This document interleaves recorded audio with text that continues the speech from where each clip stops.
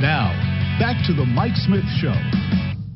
Hey, thanks for spending time with us. Bruce Claggett in for Mike Smith. Environmental groups, well, they're critical of a decision-given active logging approvals by the BC government, putting spotted owls at risk of extinction right here in our country. Latest development, the federal cabinet rejecting an emergency order to save the spotted owl's habitat from imminent logging. Where are we talking about? Well, a spot of land right here in our province. To bring in more on this, we turn to a familiar face, a familiar voice in the environmental movement going back many years, Joe Foy with the Wilderness Committee. Good morning, Joe.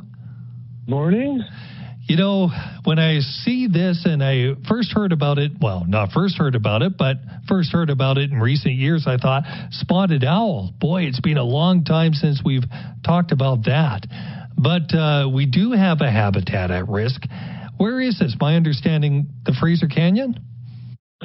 Well, the Fraser Canyon is where the last surviving wild-born spotted owl still lives in an old growth forest area. There are about 30 captive bred spotted owls in a facility in Fort Langley, and 2 of those have recently been released into the Fraser Canyon.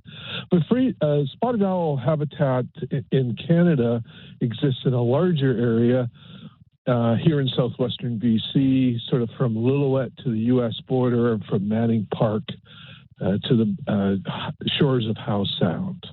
So this is an area that we know that is open to logging. It's an area of concern given the habitat and what you're talking about with the one that's still in the wild and 2 more being introduced, reintroduced, I guess.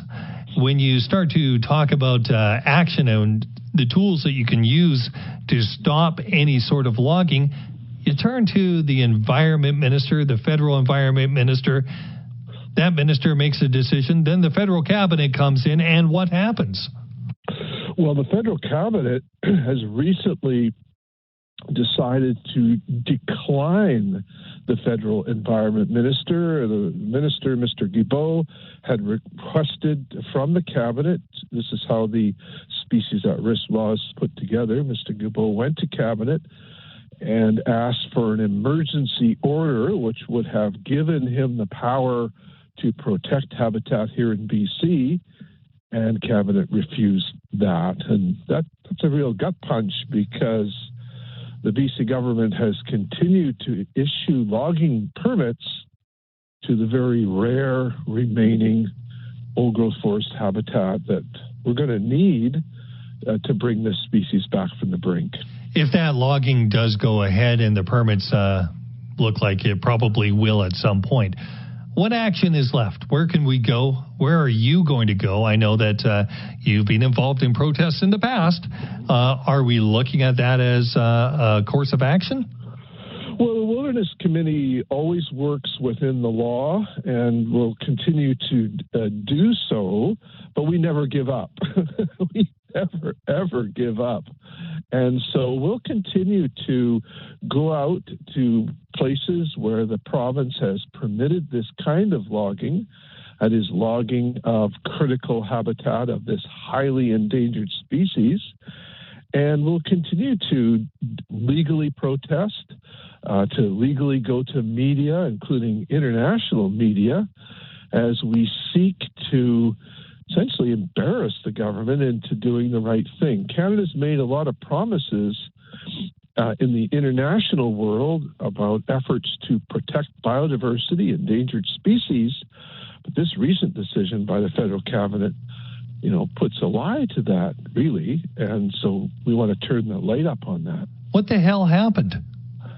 Don't know, and we're not entitled to know. The federal cabinet does not release how they came to their decision. What they have said is that they believe that working in collaboration with the province will get us further towards protecting this species literally on death's doorstep, But we argue that it's the province that's issued the permits over many years to logging the spotted owls to death, and the federal government needs to do what their species at risk law gives them the power to do, which is to step up and protect this habitat and work to bring this species back from the brink. You touched on, or I asked you about possible protest action, but there may be steps ahead of that. What's your next step? Well, next step is to work closely with allies, including First Nations allies. The last remaining owls are in the territory of the Spuzum First Nation, who have been just lion-hearted defenders of this species, pointing out that it's in their stories, it's in their traditions, and they very much want to see this species continue into future years and future generations of people. And so we'll continue to work with like-minded environmental groups, community groups, First Nations, and continue to build the support for doing the right thing, a thing I think all Canadians want us to do, which is to prevent extinction in our country. Okay, well, Joe, thank you very much for your time this morning. And it's going to be a story that we will definitely see not only play out here locally, but as you say, quite possibly this is an international story in the making. Well, thanks for giving me the opportunity to tell it. Okay, Joe Foy, Protected Areas Campaigner with the Wilderness Committee. Yeah, Wilderness Committee, not Western, but Wilderness Committee. Joe Foy, thanks for his time.